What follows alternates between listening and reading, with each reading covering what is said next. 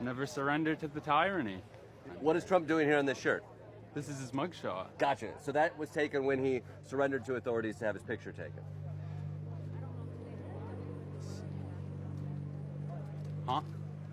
It says never surrender, but Is that on the back? Is the butt? Let me see the back. Let me see the back. I think But it's just Trump. It's just Trump. So where's the butt part? Is that's implied? When you take a look at all of the policies that Donald Trump is having versus all the policies that Kamala Harris was promoting, did run on, and by the way, American Rescue Plan, that was a disaster. Loan forgiveness attempt, that would have been horrible. Inflation Reduction Act, even the congressional analysis said that it would have. Let's talk about that. If I could just, 30 seconds here. First of all, we are now spending $2 billion a day on a war that is illegal and ill-advised. That's number one. You go out there right now and you go to the gas station, that was Donald Trump's choice to go to war in Iran. You know the two people that have benefited the most from this war? It's not America. You know who it is? It's Benjamin Netanyahu and it's Vladimir Putin, the puppet. Now hold on. You want to talk about the economy and you want to get into the weeds with me? Let's talk about that. Donald Trump gave the biggest tax breaks to the top 1% last year. $100 billion. And while he's given the biggest tax breaks to the top 1%, which what I assume is not you and most people here, guess what he's done? He's taken away the benefits from people that are struggling, living paycheck to paycheck. And then we're told from Maga Republicans that it's patriotic to spend $6 a gallon for gas while our brave men and women are coming home in caskets. And you wanna preach to us about economics? Greetings everyone, welcome back to my YouTube channel once again, and in today's episode we're getting to see that Maga supporters are finally getting humble for the decision that they made. And in today's episode you're seeing that most of these supporters were very vocal when it came to supporting Trump, and with the recent turnout of events we're getting to see that they are actually regretting and are actively undergoing a cognitive dissonance as they are not believing whatever Trump is currently doing in the country, with his recent policies, bills and actions going against what he had promised them as a fan base. This episode today captures some of these moments that these MAGA supporters finally get humble for their decision. Kindly watch the rest of this video and don't forget to hit the like, subscribe and the share button, as this will go a long way in supporting my channel. Let me clarify. You wanted Kamala Harris as president? Absolutely. Can I also clarify, are you a homosexual? That's not a dig at you, it's just a question. You like women, and you wanted to vote for Kamala Harris. Most people who voted for Kamala Harris were straight. Did you know that? Where did you get that statistic from? Because most people in the country are straight. But where did you get the statistic from? Peer research, for example. Did you know that 50% of all studies ever published, including peer-reviewed ones, actually turn out to be irreplaceable and completely false? But what's your stat from? Do you want me to pull my citation up right now? Yeah. For sure. And is this in a study? So are you denying the results of the study that you're talking about? These students to not only leave school, where the country has a 54% rate of not being able to read, in order to go out and then attack people who are just asking them to calm down. Yeah, I mean, look, I agree that literacy scores in this country are pretty dismal. And in fact, the lowest literacy scores in this country are in red states run by Republican governors and Republican legislatures. So I definitely think that's a big problem to consider. I mean, if you look at places like Oklahoma, for example, if you look at places like Arkansas, I mean, these are, Mississippi, Louisiana, these have the lowest test scores in the country. But that, I'm assuming that's not what you want to speak about. I'd be happy to talk about Mississippi. It's actually much better than the majority of the blue states in this country in terms of education. It's actually a great story about education, but that's not about ICE, which is what we're talking about now. Yeah, that's fine. I don't think you really want to have an argument about the test scores in red states versus blue states. But I'd be happy to have you back to have that conversation. But I don't think kids should be leaving school to go and protest ICE when they can't read, write, or do arithmetic. Look, I think that we have a very important First Amendment right in this country, and if kids want to use what platform they have to step out of school to protest the overreach of a tyrannical government and a lawless rogue agency, then I support their ability to do that. Again, look, you're going to find individuals who are going to be violent, and you're never going to see me defend anybody who brings violence into the situation. So I'm not going to defend that. And certainly, there are people everywhere who are going to resort to violence, and I think you and I can both agree that that's not acceptable. I would agree, regardless of where it happens. Yeah.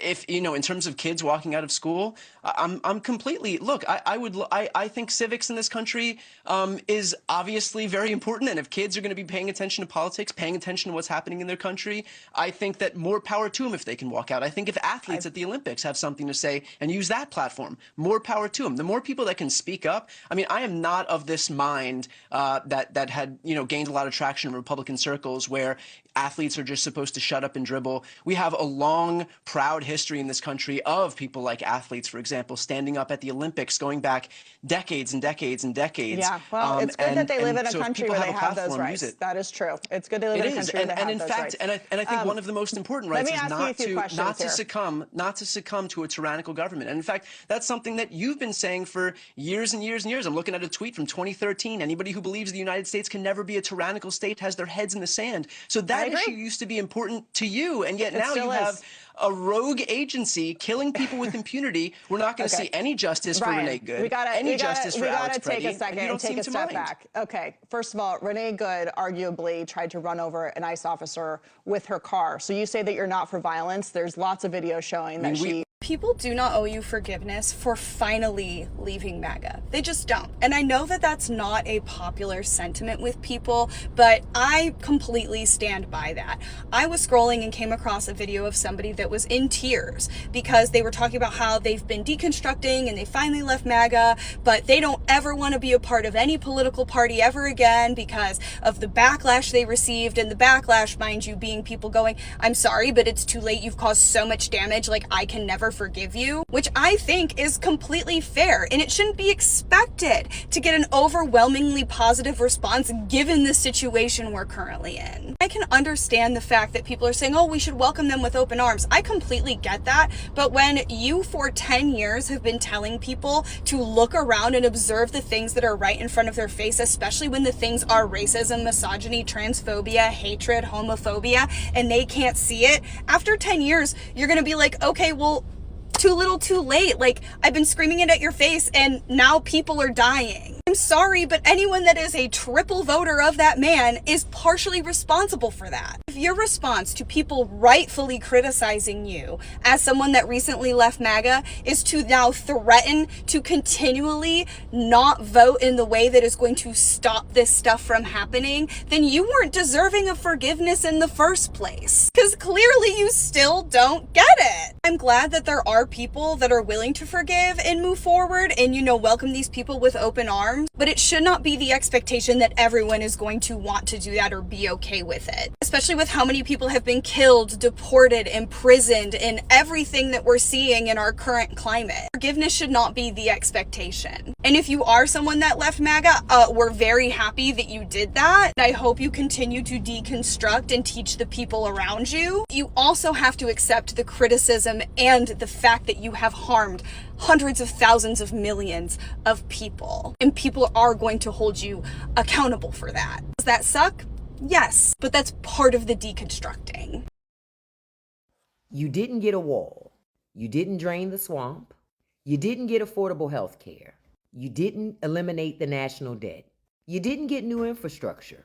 You didn't get Hillary Clinton locked up. You didn't get Epstein accountability. You didn't get a $5,000 Doge check. You didn't get a $2,000 stimulus check. You didn't get lower grocery prices. You didn't get help buying a home. You didn't get America first. You didn't even get peace. You lost family, friends, and credibility. So what did you gain? So just a quick update.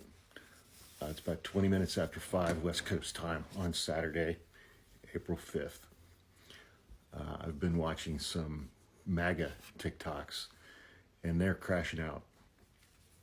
They're crashing out over today's nationwide protests that have taken place in hundreds of cities from coast to coast.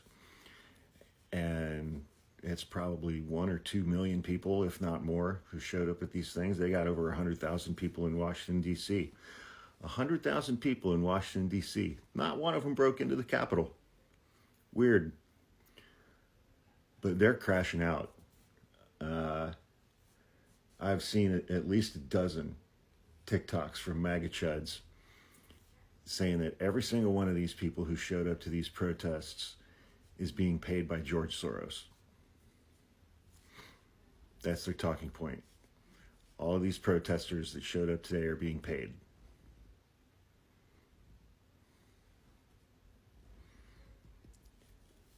They are not processing this well.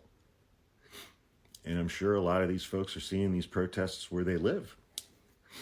I saw one video of course, some big, corpulent Maga supporter in a jacked up white pickup truck. He took the license plates off.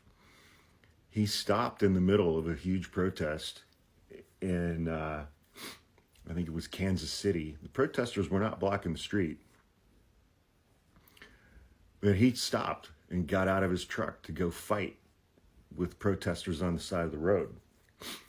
And they were 10 deep on the sidewalk. And he stopped to go fight with them. Of the people in that interaction, I would guess that he was the one who was paid to do that, as opposed to vice versa.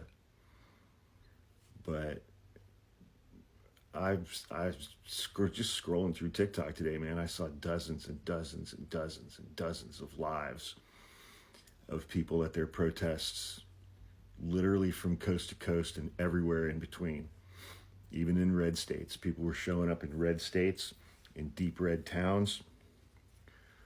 I talked to my dad earlier today. He said that a couple of hundred people showed up on the town square in Mansfield, Ohio.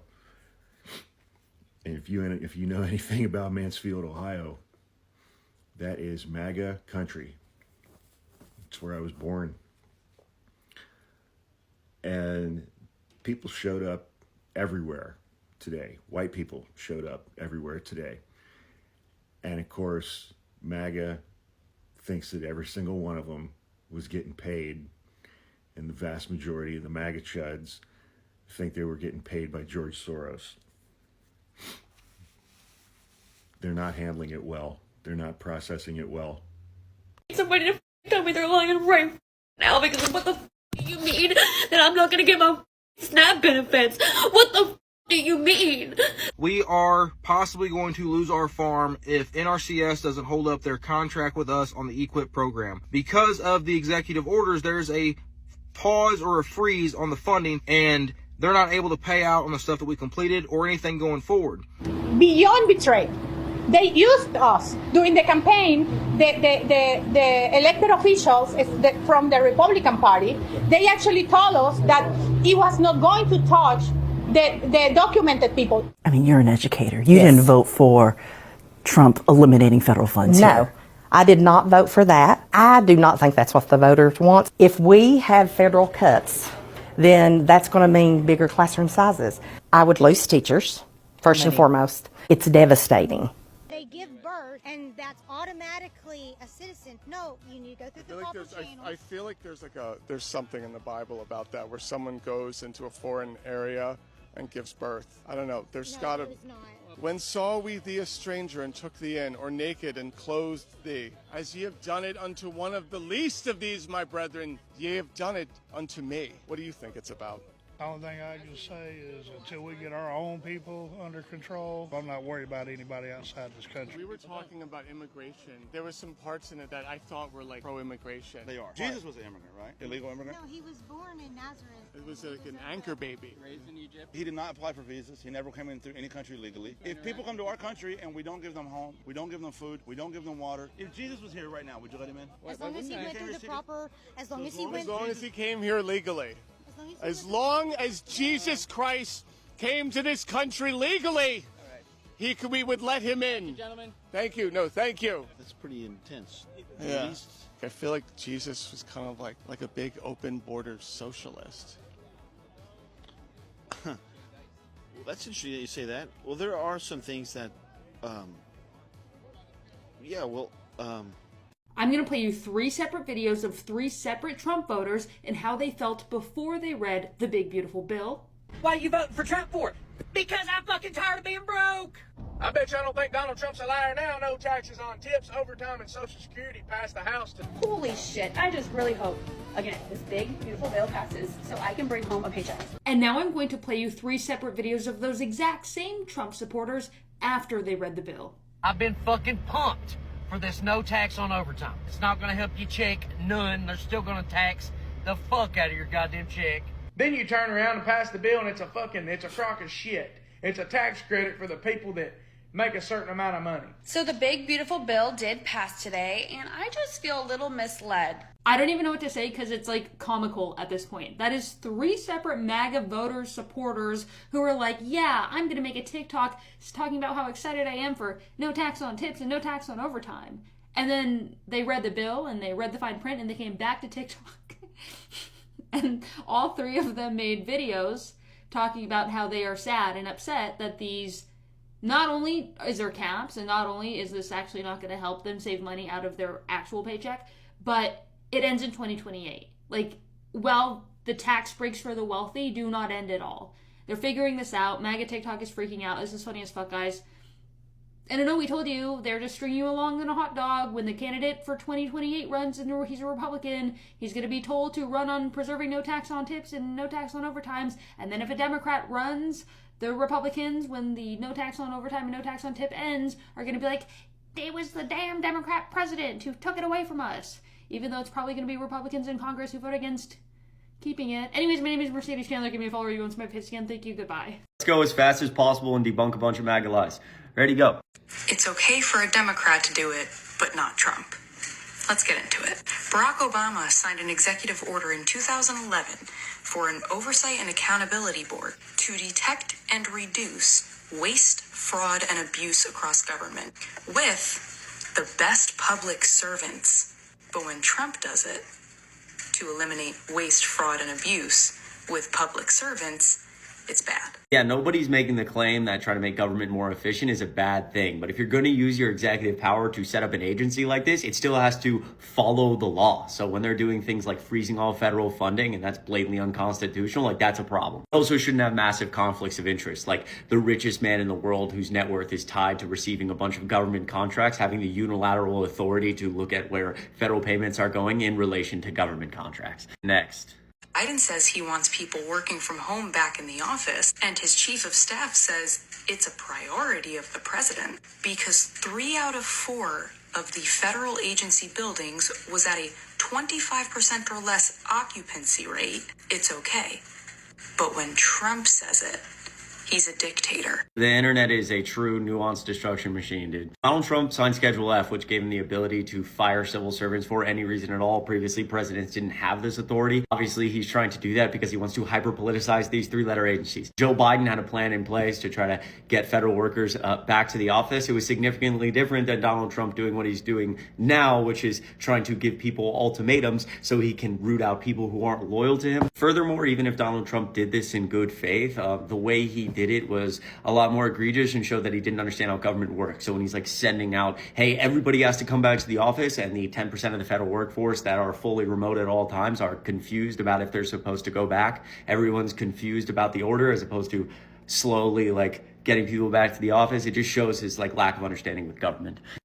When Obama slashed NIH funding by how much? A 5% reduction, which in turn caused NIH funding falling short $714 million of pre-bill funding levels, $4.968 billion. But when Trump wants to slash $4 billion from NIH funding, he hates kids with cancer. Yeah, this is the most egregious one. Let's try to use Google next time. We're referring to the 2011 Budget Control Act signed by Barack Obama around debt ceiling negotiations between Democrats and Republicans. And it said essentially that if Congress couldn't act within 2 years, there would be automatic cuts across the board in the government for both defense spending and non-defense spending. Everybody gets cut evenly by dollar amount. Congress failed to act. You can have a conversation about whose fault that is, but this is just like an egregious, this is bullshit. Obviously, Donald Trump is directly cutting NIH funding in such an egregious way that federal judges have ruled it's unconstitutional because it'll cause irreparable harm to people. And it's the question of if he'll actually listen to those federal judges, because at certain points already he has not, which has put us in constitutional crisis because the executive branch is not listening to the judicial branch. Obama deports more non-criminals than criminals. By the hundreds of thousands, it's okay. But when Trump does it, he's a racist. I'm not going to disagree that there's controversy around Barack Obama being known as the, quote, deporter-in-chief. But again, context is everything here. Number one, some people argue that he actually didn't deport more people than a lot of other presidents. Simply the definition of deportation changed from George Bush to Barack Obama. That's a separate issue. But I also think Barack Obama went about deportations in a much more humane way. He was mainly focused on people who had just entered the country, so he didn't want to focus on people on the interior of the country, people who had been here for a long time. He was signing protections around undocumented children who had just come to the United States and certain groups of people who would be protected. He's also mainly focused on criminals, not just people who had come to the country and were living a better life. He wasn't sending people to Guantanamo Bay with no reason behind it, which Donald Trump is doing right now. And he wasn't talking egregiously about these communities causing direct violence against them, like they're eating the cats and dogs or they're poisoning the blood of this country. And again, we're seeing people be like harassed over that. See Springfield, Ohio, for example. It's horrible, it's disgusting, it's gross, it's building a culture of racism. And eggs spike up over 50 to 60% under Biden, it's okay. But under Trump, he doesn't know how the economy works. I could get into a whole thing about how Biden-Harris passed more fiscal legislation than any administration in the last 5 decades, and a lot of it was the reason we recovered from COVID the fastest in the world. But none of that really matters because you cannot run for president on the idea that you're the master negotiator and everybody is stupid and I'm going to lower prices on day one and stop ruining your economy. And then when it's like a month in and we're in recession talks and prices are still high, you're like, oh, it's not my fault. It's dumb, it's stupid, you're not slick. That's ridiculous. The last two things are just like so nonsensical. It's just dumb. So we're going to leave it here. Kindly waiting your response. Breaking news, AOC just destroyed right-wing extremist Riley Gaines. If you don't know who that is, I don't blame you, but she basically got famous for getting 5th place in her swim meet and threw a temper tantrum because a trans person also swam in that competition. Take a look at what AOC had to say. Riley Gaines had posted this photo of Zohran Mamdani, Bernie Sanders, and AOC saying, "We're being destroyed from within," which is absolutely absurd. I don't know how anybody takes this woman seriously. And then AOC replied, this has over 2.5 million views so far. She says, "Maybe if you channeled all this anger into swimming faster, you wouldn't have come in 5th. Obviously, policy matters more than social media beef, but I will say this. This is the exact type of rage bait that these MAGA extremists try to deploy on us to get us distracted, and I am sure Riley Gaines is not happy to be publicly humiliated like this by AOC. AOC is way superior to Riley Gaines in every sense of the word. I'm glad to see her standing up for what is right, standing up for Zohran Mamdani as well. Guys, check this out. Everything we've been saying about MAGA for the last however many fucking years was just proven to be true. Essentially, 3 separate studies, with some beginning as early as 2019, were just recently published all together and all came to the same conclusion: that MAGA Trump supporters will literally consciously ignore evidence if it does not fit their worldview. And like I started this video off by saying, these findings are not new to us with functioning brains and intact moral compasses, but I'm still kind of blown away that now we have concrete studies to point to say, hey look. So without further ado, I'm just going to read from my computer here this article from Futurism, which is basically summarizing the results of those 3 studies. But before I dive completely in, y'all know what to do. Help push this out to the masses. Like, repost, share with a friend, comment your thoughts, and follow me for more just like this. The article, published by Joe Wilkins on April 14th, is titled Wellness Check. Psychological research finds Trump supporters are not doing well. Already starting off great. A tranche of psychological studies found something startling about Donald Trump's most loyal soldiers. They each turned to a grim coping mechanism to make sense of the real estate mogul's laundry list of lies and documented SA. 3 separate research papers published together in the Journal of Social and Political Psychology, each pointing to the same conclusion. In October 2019, psychologists surveyed 128 U.S. adults who indicated a preference for Trump in the 2016 election. When asked how they justified their support for the GOP candidate given the allegations of essay. Over half the group said they simply didn't believe the charge. Those results were reproduced in a second study, starting in December 2019, 2 days after federal lawmakers voted to impeach the president. This time, 173 MAGA diehards largely either denied the accusations or demurred by changing the topic to Trump's policy decisions. In that study, the majority of supporters denied the accusations outright, while 15% declared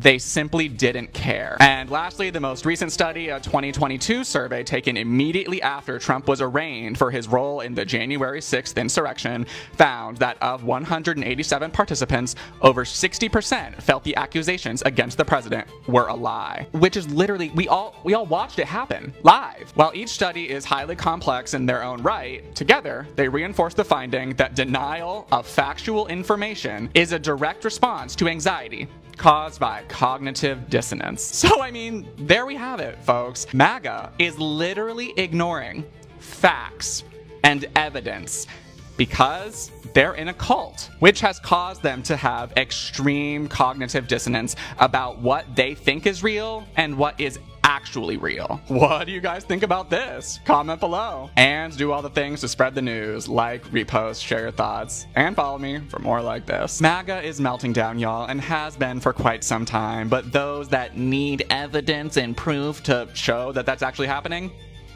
now we have it. Well, guys, the Republicans are freaking out right now because they know that after they got obliterated at the polls this week, they now have to change all of their messaging back to the economy and affordability. They were hoping that they could just give tax cuts to their rich friends and then keep everybody distracted by sending the military into blue cities and going to war with Antifa frogmen. But it looks like nobody gave a shit about that. Looks like the real reason that Trump supporters voted for him is because they wanted a bunch of free shit. They wanted free IVF, no more taxes, lower prices at the store, not higher, and they wanted him to literally hand out $5,000 checks to everybody like Oprah. They were looking for the free shit.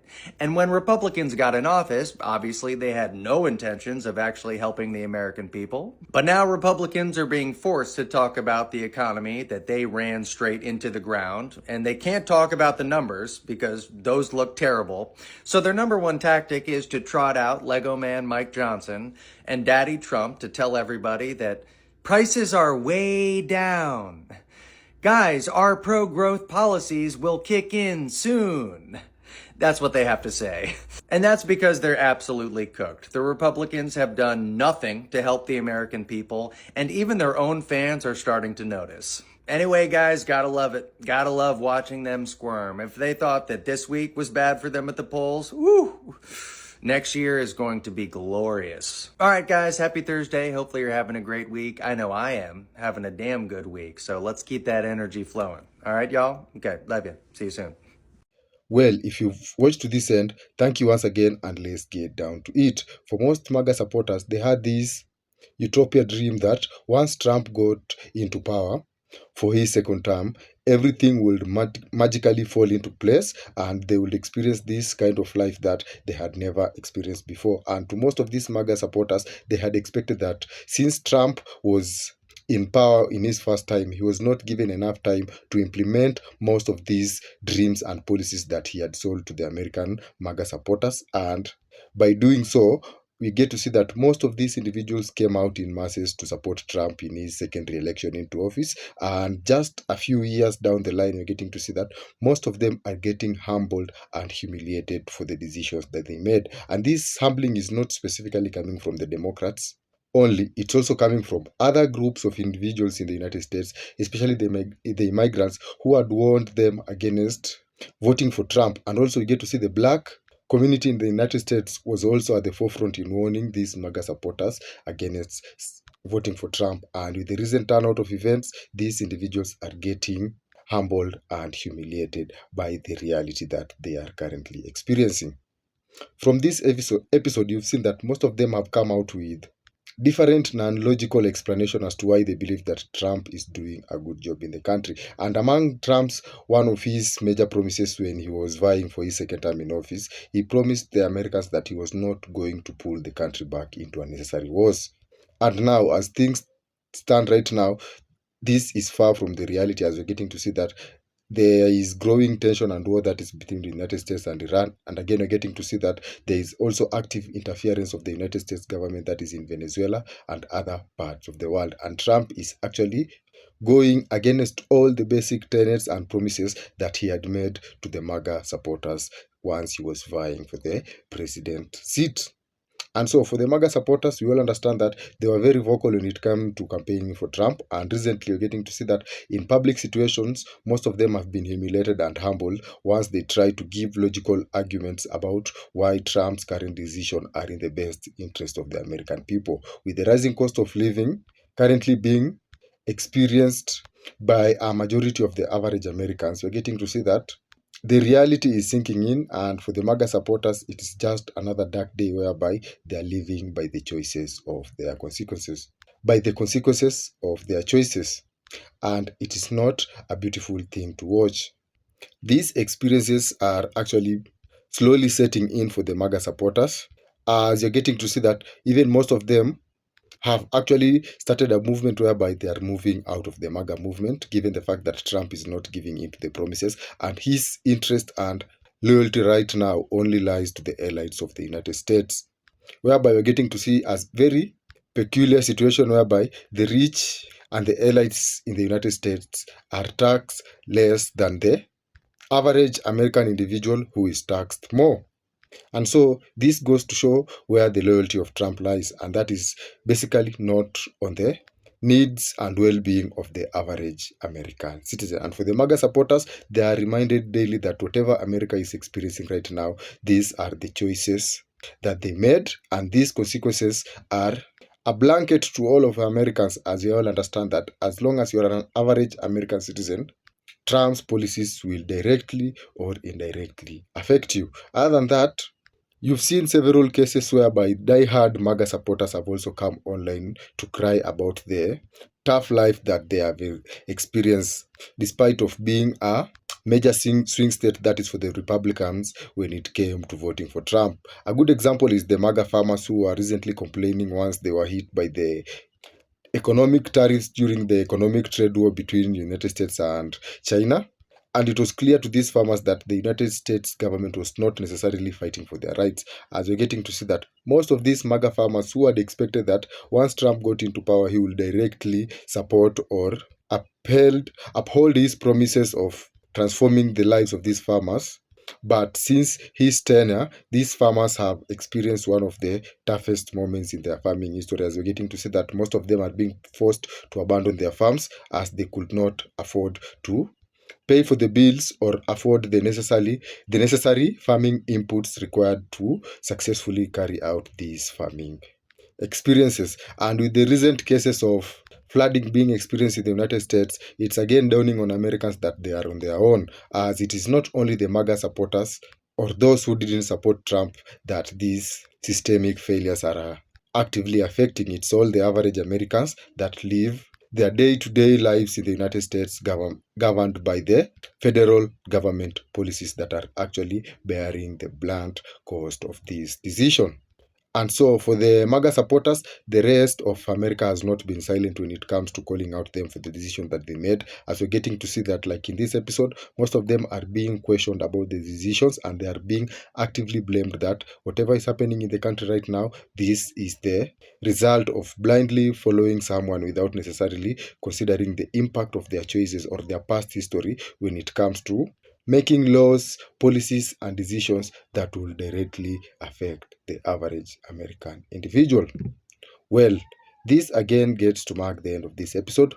Thank you once again for watching to this end, and kindly once again don't forget to hit the like, support, and the share button, and see you in the next episode.